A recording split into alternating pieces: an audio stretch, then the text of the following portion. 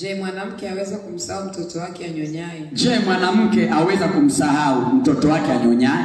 Hata asimhurumie mwana wa tumbo lake. Hata asimhurumie mwana wa tumbo lake. Naam, hawa waweza kusahau. Naam, hawa waweza kusahau. Lakini mimi sitakusahau wewe. Lakini mimi sitakusahau wewe. Tazama nimekuchora katika vitanga vya mikono yangu. Tazama nimekuchora katika vitanga vya mikono yangu. Na kuta zako ziko mbele zangu daima. Na kuta zako ziko mbele zangu daima. Amen. Amen. Unaona mawazo ya Mungu, anasema yeye hawezi kukusahau. Pengine unaweza kupita changamoto mpaka kaisi, Mungu amenisahau, Mungu amenitupa, Mungu ameniacha, Mungu anibariki, Mungu aniponye, Mungu anisikii. Mungu hawezi kukusahau. Mungu anasema mwanamke pamoja na uchungu na kubeba mimba na kuhangaika na kuzaa na kunyonyesha na kulea, lakini anaweza kumsahau huyo mtoto baadaye. Lakini Mungu anasema hawezi kukusahau wewe. Amina, amina. Hebu sema Mungu hawezi kunisahau mimi. Sema tena, Mungu hawezi kunisahau mimi. Ndio maana ndugu yangu, utiwe moyo mchana wa leo kwamba hata kama una magumu namna gani, hata kama una tabu namna gani, hata kama una maumivu namna gani, hata kama una maswali yasiyo na majibu, jibu ni moja tu: Mungu hajakusahau. Jambo lako analishughulikia. Mungu hajakuacha.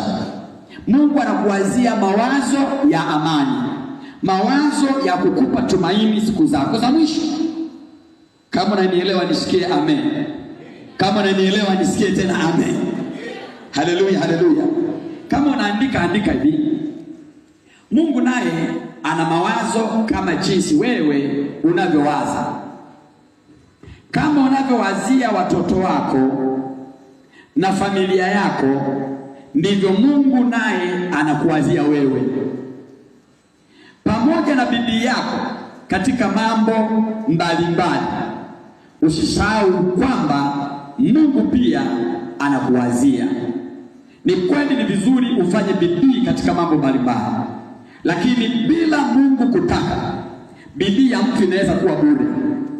Ndio maana umesikia shuhuda mbalimbali, mwingine anapambana, anajenga nyumba, anamaliza, anapiga rangi, anasema wiki ijayo nahamia, anaugua ghafla, anafariki.